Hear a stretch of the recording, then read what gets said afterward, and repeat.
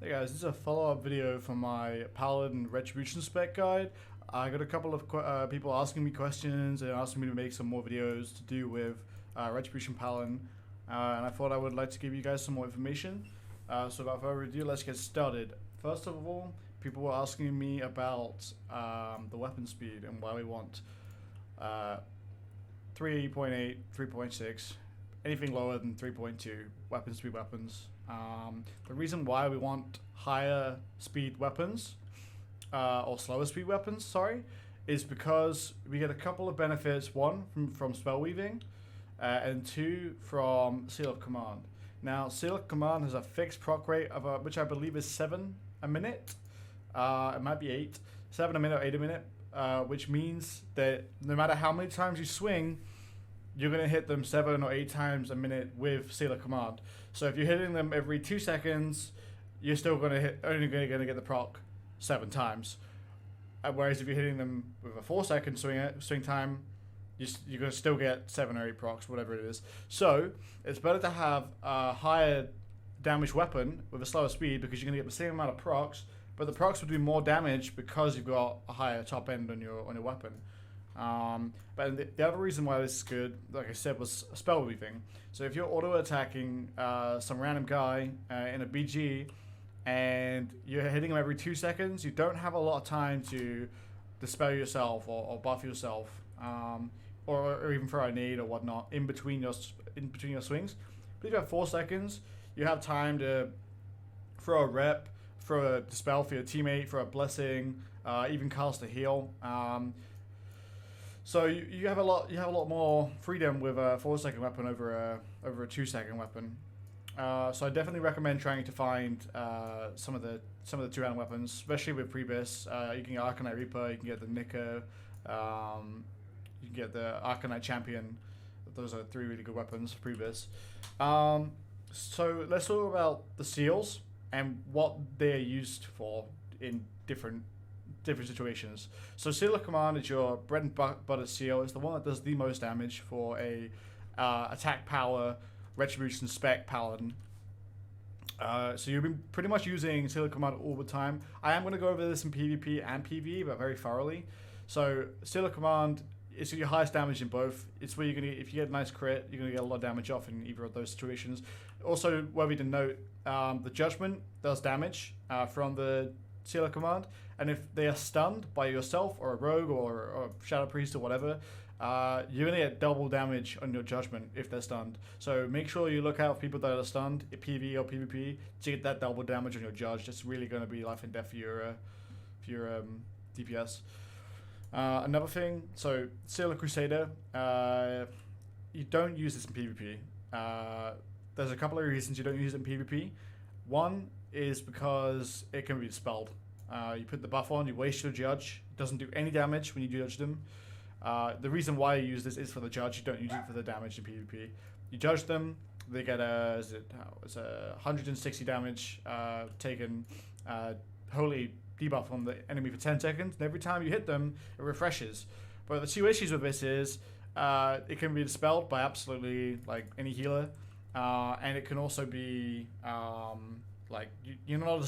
Ret is not sticky. So if it's a warrior that's on you and they have like no healers in a 1v1 situation, it might be good to use. But if you can dispel it, or if you can just kite you like a hunter, there's just no point in using it on them. Druids, hunters, just don't use it on them. You always want to be using Seal of Command. I see a lot of paladins wanting to crusade me like when they want to duel me. They crusade me at the start. It's just a free damage like reduction for me. I just like don't take my Judgment, dispel it the second it goes up. It's absolutely wasted Judgment for them. So yeah, I wouldn't use Seal of Crusader at all. And in PvE, there's a couple of niche ways to use it. People don't really want it as a debuff, a raid debuff. Mainly because no one else uses holy damage apart from you or a Smite Priest, and you're not really going to have a Smite Priest, are you? So it's kind of a wasted debuff. But there are some fights against spell immune targets, raid bosses or mobs in the open world, where Seal of the Crusader is better because it doesn't do any holy damage. So if it's just raw white hits, which maybe it's actually better for raw white hits, so it's good to use then. But again, that's very niche. Moving on to I got a couple more things for that. Another niche thing for Seal of the Crusader, if you're using Seal of Light and Seal of Wisdom, you'll actually proc them more often because you're hitting them faster. That's it. So you'll be getting more mana and more health depending on if you got those seals up. But again, those are very niche shields. You don't really use them. So let's move on to Seal of Righteousness. Seal of Righteousness is commonly used by most paladins apart from us. You don't really want to be using this over Seal of Command. There's absolutely no reason to be using it over Seal of Command. Seal of Righteousness scales better with spell power and in intellect. Better when it does than any other seal. Seal of Command is 20% spell scale, and so does Judgment. I'm pretty sure Seal of Righteousness has a little bit more. So yeah, the more spell power you got, the more damage your Seal of Righteousness is going to do. And you get improved Righteousness as well, which is 15% when you deal 5 points. So that can be pretty good if you're going holy, but that doesn't really apply to us. So if you were wondering what race to pick in Classic WoW for Paladin Retribution spec, it's really personal preference. One is better for PvP in my opinion, and the other one is just better in PvE. Sorry. So get out of it, man. So you've got the weapon specialization from the humans, which is very good in PvE. It means in PvE you wouldn't need to take points in precision. If you have the right gear on, which I may make a video on later on. And then you've got Dwarf that gets Stone Form. Now, there's a lot of things people don't actually know about Stone Form, which you should do. Stone Form is a really good PvP and in AQ PvE ability. Stone Form can get rid of disease, poisons, and bleed effects, and it makes you immune to them for 8 seconds. And 10% armor. Now the armor is not what we're looking for here. It's the disease, poison, and bleed effects. This means if a feral jury gets an open on you and puts a full combat point rip on you, you can just delete it. Rupture as well. You can take that off you. And even poisons. Now a lot of people don't know that blind in Classic WoW counts as a poison. So you actually get a trinket for blind. So the second you get blind, you press Stone Form, it gets removed. You're free to play. This isn't too much of a problem for Paladins in group PvP because you will have Blessing of Sacrifice on a teammate most of the time. So you're probably going to take it out anyway, but if you don't, it's always a good backup option. Another thing that it also takes off is Devouring Plague from Undead Priests, which is really good because Devouring Plague does a lot of damage, so you want to get rid of that. So Stone Form is a must in PvP, in my opinion. The weapon skill just doesn't mean anything in PvP. Yeah, human get a couple more bonuses, and if you prefer the look of human, roll human. But if you like the look of dwarves, then I would definitely recommend playing dwarf. Couple of tips to you guys. First of all, I want to start off with what I use my nades for. My nades I usually use when I'm on the back foot and I have Repentance up. If you Repentance the enemy target, and this gives you the time to cast off a full Holy Light, and you still have enough time to throw a nade onto them while they're still Repentanced. Now that nade gives you an extra 3 seconds of CC, and it does however much damage it does, which is pretty decent. Gives you enough time to gap close towards your enemy, or enough time to heal. I would recommend the gap close though, because you're pretty slow as it is, and you don't want to get kited again. So definitely gap close. The next thing I want to talk about is more engineering items. Engineering is great for every class in PvP, so there's no reason not to take it. The helmet sticks out for paladins because we are not sticky classes. We have no gap closes. This helmet is great for engaging group PvP, gets you in the middle of the fight. Yes, it stuns you for a second and a half, but it's decent. You get an 8 second stun on one person, and you get to be in the middle of the fight. After you pick off 1 or 2 of them, you're probably going to have to use your bubble, and then you'll have a heal to back you up. So it's really worth using a Goblin Rocket Helmet, because Ret Paladins, when they're up close, they do so much damage, but they just have to get there first, which is obviously the boring part. Another tip is around using bubble and engineering items. You can use nades, you can use helmet while in bubble, but the helmet will still stun you no matter what. if you're in a bubble, and so will the Dark Runes.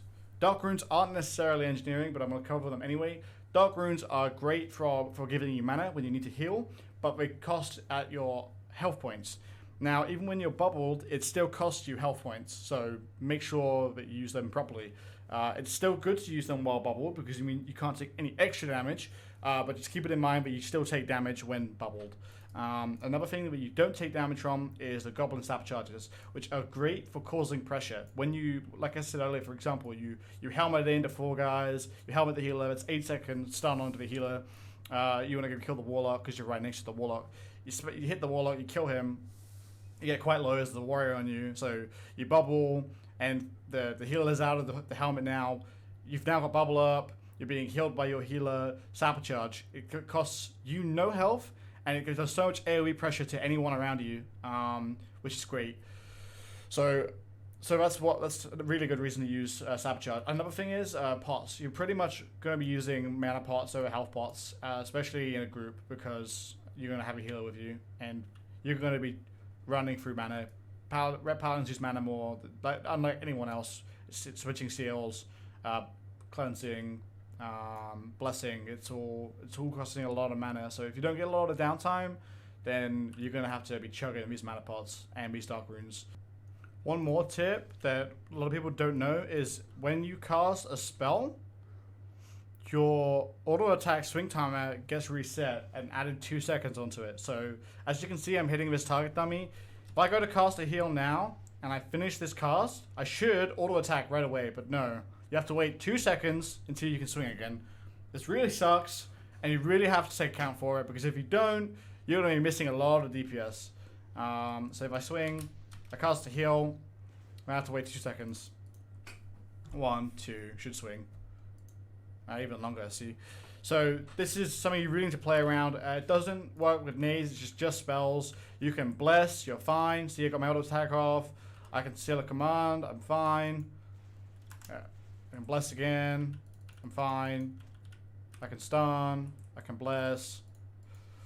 But you can't cast a heal. So if I try and cast a small heal, right, I might just miss it. Yeah, see? You just have to be really careful of this.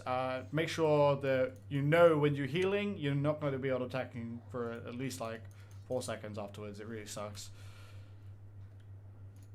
So that's all the tips I have for you guys today. I will be making more videos. I'll be releasing a pre-biz video out very soon. I will be streaming on Twitch for Classic launch. I'll be playing EU Golmag with my Guild Forged. We're going ham, and we're going to be doing 18 hours a day for the first week. You guys want to tune into that. I'll be able to give tips all the time. But thank you guys for watching, and I hope you guys enjoy the video. Make sure you tell me if this was helpful or not. Thanks, guys.